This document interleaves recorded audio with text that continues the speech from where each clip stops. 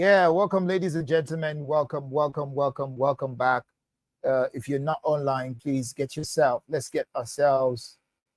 And of course, we're ready. Let's put in our song. We're coming in for the next session now, immediately. Yep.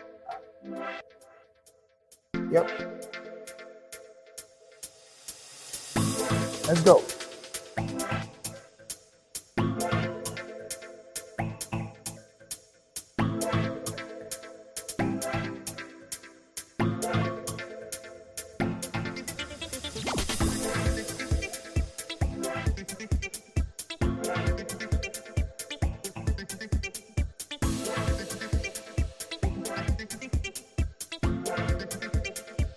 Yeah, let's let people know that we're live for the next session. Yeah, it's a conference, isn't it? Are you getting something? Ladies and gentlemen? Let's go. Let's go.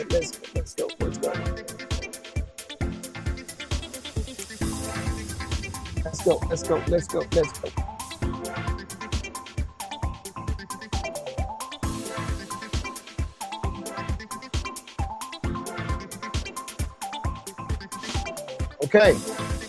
I don't think we're going to have to wait for people. We're just going to stop. Yep.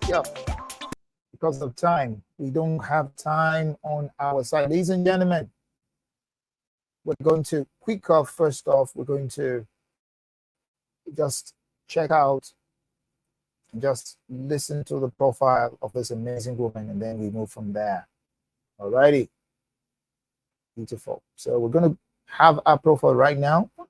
Motivational speaker, mindset coach, philanthropist, IT professional, author, and the founder of Mindset Makeover Mission, or depending on the time of the day. Mindset Makeover Mission is her ministry, the manifestation of her life's purpose, and is what absolutely defines her. Being sold on the biblical principle of iron sharpeneth iron. The goal of Talkway's ministry is to equip, encourage, and empower others to apply biblical principle to their day-to-day lives, enabling them to live their lives purposefully, limitlessly, and as ordained by God. She is also the founder of Seeing Out Foundation, with the vision to empower indigent, visually impaired persons, VIPs, one inclusive step at a time.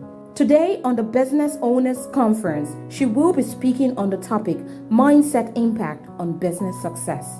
Let's make welcome Tokway Songonagar.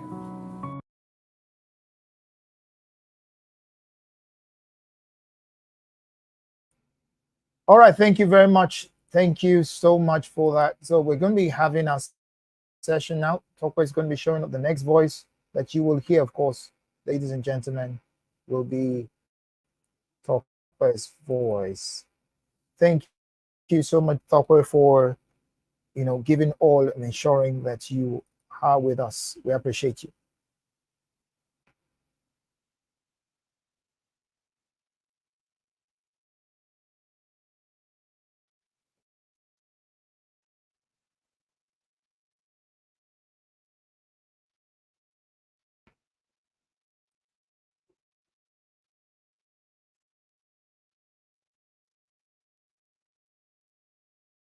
Our mindset is and how it can actually impact our success in business or otherwise. So let's get started. I always say that everything we do, say or think, who we are and how we show up or act, come from our mind and how and upon what it is said. It's all in the mind. It's all about your mindset. It's all about my mindset. So let's get started. Well, I have, come up with different mindset themes and topics. And today I'll be sharing with you my insights on the business mindset, okay? And how powerful it is, how it can be the difference between your success in business or lack of. And how is it defined? I define a business mindset as that collection of attitudes, your beliefs, the beliefs that you hold about your business, your attitude towards it, your behaviors around it, your behavior towards your clients, your perspectives, and how you perceive your interactions with your clients, with your collaborators, with your suppliers, for example, and how you leverage this um, in your business interactions. Okay. It's a combination of your innate qualities. So some will come to you naturally, some will be learned, some may be acquired through your experience over time, and some may be just a collection or a reflection of your ongoing effort in your business arena. It also involves you cultivating a strategic and entrepreneurial approach to decision making. How do you solve problems in your business life? How do you make your decisions? How do you approach decision making?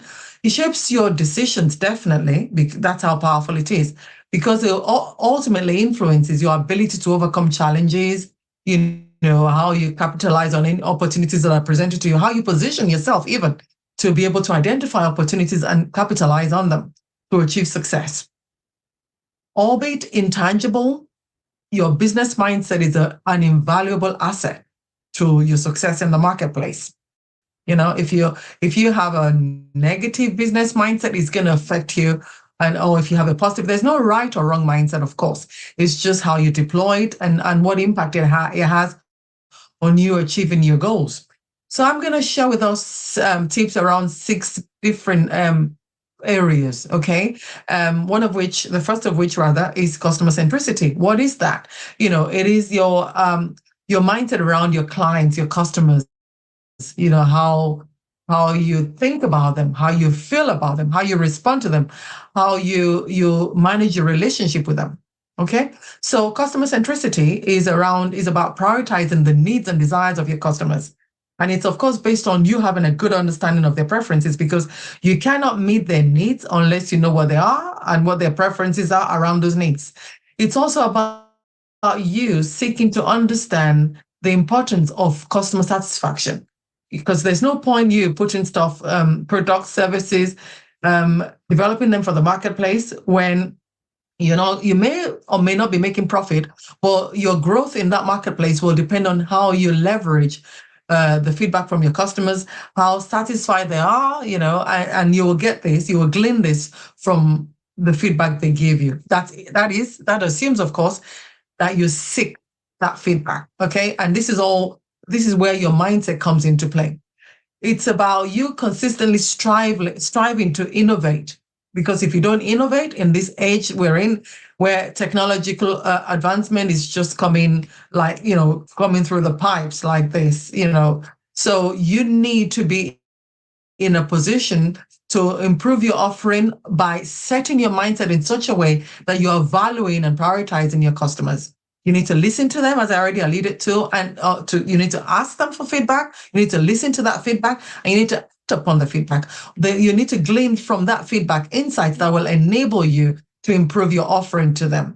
And of course, your focus has to be on creating value, customer satisfaction. That is at the core of success in business. Where this is the power of customer centricity, where you're continuously improving your products, your service offerings to enhance the customer experience. The more you enhance the customer experience, the more satisfied your customers get. The more satisfied they are, the more the feedback they give you, positive feedback, and then the more you get, you act on those feedback, you get, the more satisfied your customers are. So at the core, or rather, customer centricity comprises you getting feedback from your customers and using that to continuously improve your offering. You're focusing on using those insights to lead better.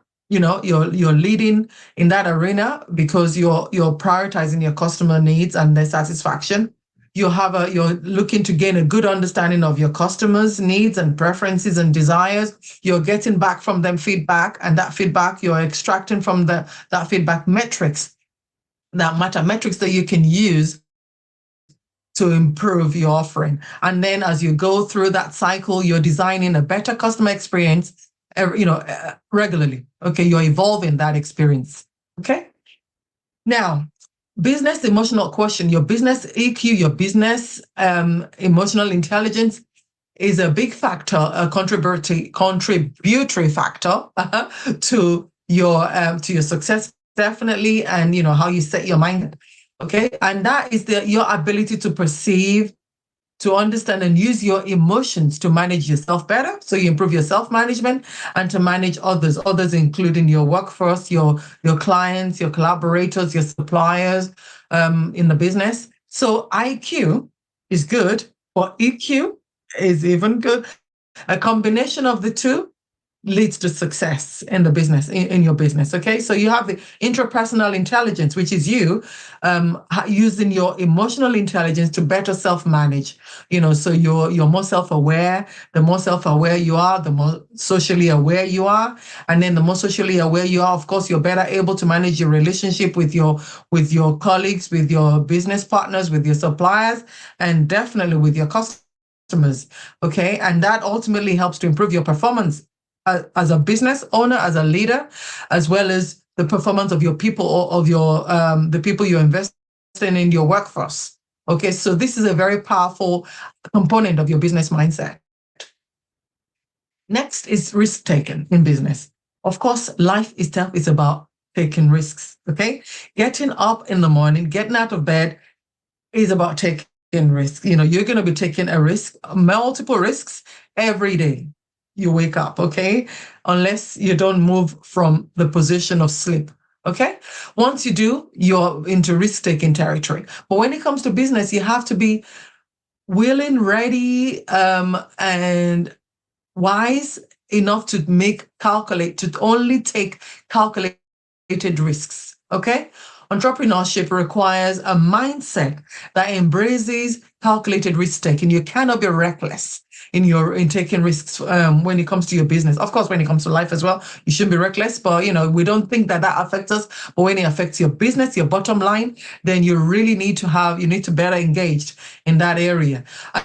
And risk taking is about identifying what the risks are that you even want to consider. You evaluate them. You do some risk management, you some risk analysis to identify how to mitigate the risks, and then you come up with potential opportunities that you can try in order to grow your business. You have to be willing to step out of your comfort zone, to think outside the box. You have to have the mindset that you want to position yourself to be able to identify opportunities in the first place that will help to grow your business. And having identified those opportunities, that you're positioned to actually pursue them. So that's where that mindset around risk taking, calculated risk taking, comes in. You've got to be intentional about it. Okay, you've got to be intentional, because if you're not, you're just you're kind of feeling your way around in the dark. And whereas you want to be in a position where you're ready and better positioned to innovate, and as a result contribute to the growth of your business. So you want to find a balance between in your risk taking. So you're kind of in the middle. You're not going all the way to the end of the spectrum where you're just always jumping into risks and then failing, or you don't want to be so risk averse that you're not even taking any risks that you will test and that may actually contribute to your growth. So you want to be in the middle. You want to find a balance effectively, is what I'm suggesting there. Again, this is where, this is where it has to do with your mindset. You've got to have that mindset. You've got to embrace it, but you've got to be calculated and intentional about it. So you know what the bottom line is. You know that if you're gonna take this risk, all the factors involved that may influence the outcome, and then you also know what you would, when you need to pivot, or whether this risk is going to lead to a place that you don't like. You've kind of gone ahead and identified that, and then you know how you're going to deal with the consequences of the risks. Okay, so that's calculated and an intentional risk taking mindset when it comes to your business mindset. Resilience, right? Okay, so this is where you want to fail fast, you want to recover from your failure, you want to learn lessons and do better next time. You now know what to avoid. Failure is not where you stop. Failure is just a stepping stone to success. Okay, again, that's where mindset comes in. It helps you to be better equipped to bounce back from failures. You learn from your mistakes. You definitely make sure you capture those lessons. You know what to avoid next time. You know what to try next. and you know when to pivot. Okay. So you're always, as you pursue your goals to improve, to develop your business, to be more successful in the marketplace, you have to also be able and be prepared to respond and adapt as necessary, as speedily in a timely manner, because there will be disruptions. Okay. So you always, there will be unplanned stuff that you didn't plan for, changes that hit you. You're not always going to be 100% prepared, right?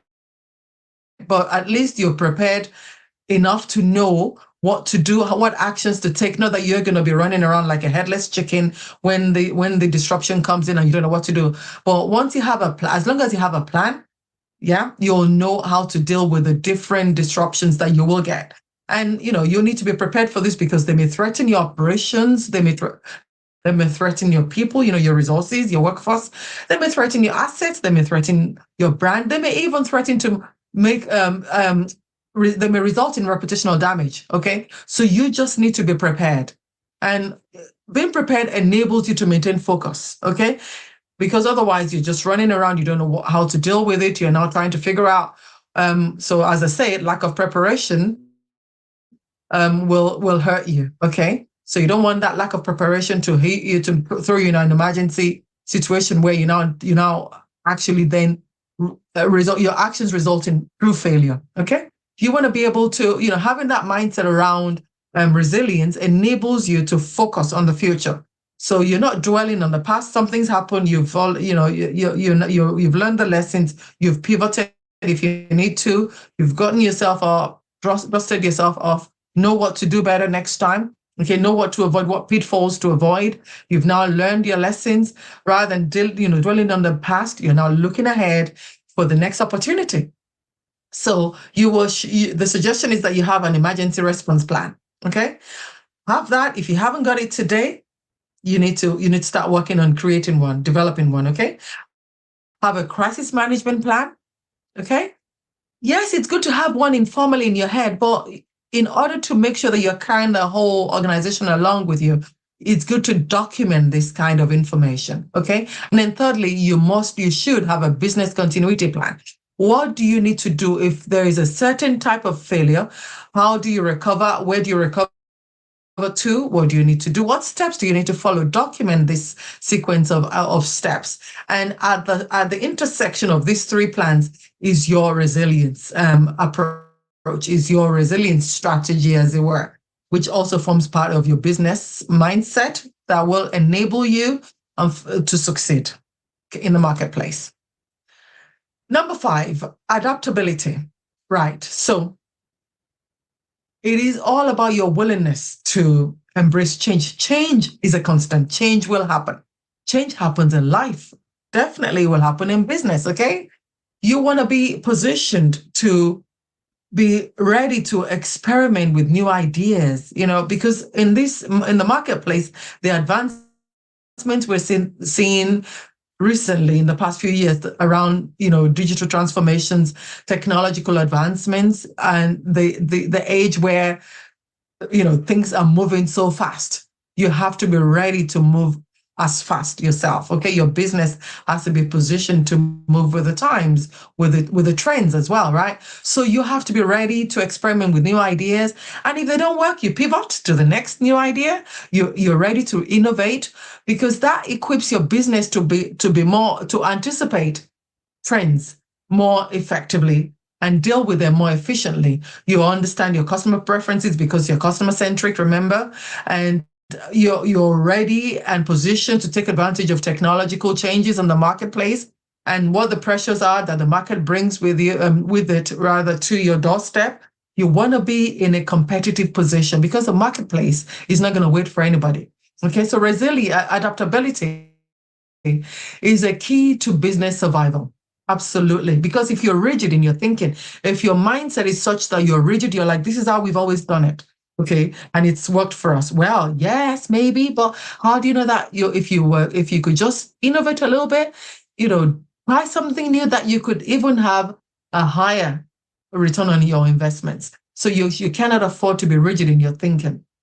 So part of your business mindset or your business mindset toolkit should definitely include adaptability, flexibility, having being flexible with your practices and making them align with the market trends, with the changes in the marketplace.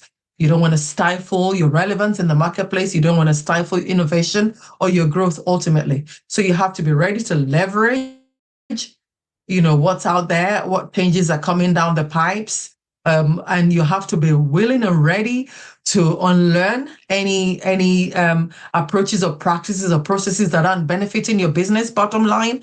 And lastly, you have to be ready to learn new things, new trends, gain new knowledge. Okay. And that leads me nicely to the last factor here that I'm going to share with us, continuous learning. As part of your business mindset, you have to be ready to or embrace a continuous learning culture.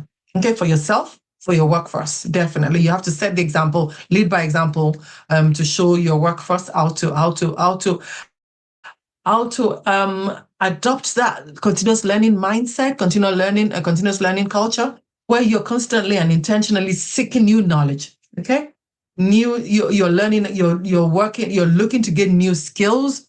You're looking to leverage insights that you're picking up from your interactions with your clients, with your business partners. You're in a position, or you put yourself in a position where you equip yourself to gain this new knowledge. You equip your workforce with the tools they need to gain new knowledge. You cultivate and foster a continuous and relentless learning culture, relentlessly building up your knowledge portfolio, about the business you're in, about the products you're developing, the products your competitors are developing even. Okay. So this is about prioritizing continuous learning because it helps you to generate new ideas. It boosts the team's morale, your organizational performance overall. Okay, so this is where exposure, you're opening yourself to exposure, you're exposing yourself rather to new information about new trends, about advancements out there in the marketplace, the environment you're working in, that your business is in. You're making sure that you're aware of any new information that's coming out in that environment, and you're leveraging that to improve your chances of succeeding in the marketplace. You're looking for opportunities to gain more experience about your product, about your service offerings, about your customers. I mentioned about customer experience earlier, customer centricity. And finally, educating, where you're providing opportunities for yourself and your workforce to learn new knowledge. If you have to pay for training, put that include that in your strategy, in your funding strategy. Make allowance for training opportunities for yourself, for your workforce, definitely. So this is all about positioning yourself to be able to take advantage of what new knowledge, new information, new skills are out there. Okay, so I hope that together these 6 factors, you can look at what I've shared with you today and look at how to utilize that information to improve your business mindset. So customer centricity, business emotional intelligence, how to leverage that, intentional and calculated risk taken, positioning yourself to be resilient, having plans for that, being flexible and adaptable in your interactions, and finally, creating and fostering a continuous learning culture, relentless learning even. So I hope these insights will be useful for you. Thank you for your time. And for more mindset insights, please email coach@mindsetmakeovermission.com.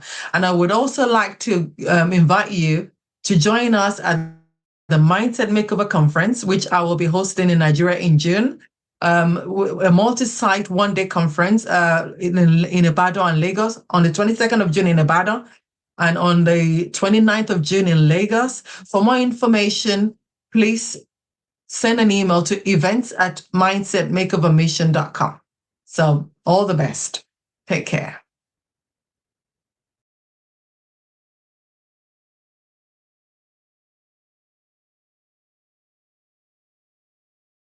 Wow, what an amazing time, ladies and gentlemen. You know what? Steve is already around. Steve is around, ladies and gentlemen.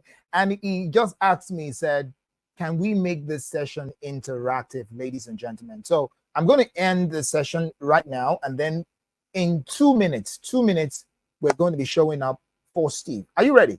Are you going to be here? Please go get everybody. Steve is saying that he wants us to ask questions. So questions, please, guys, help me call everybody. We need everybody in this session.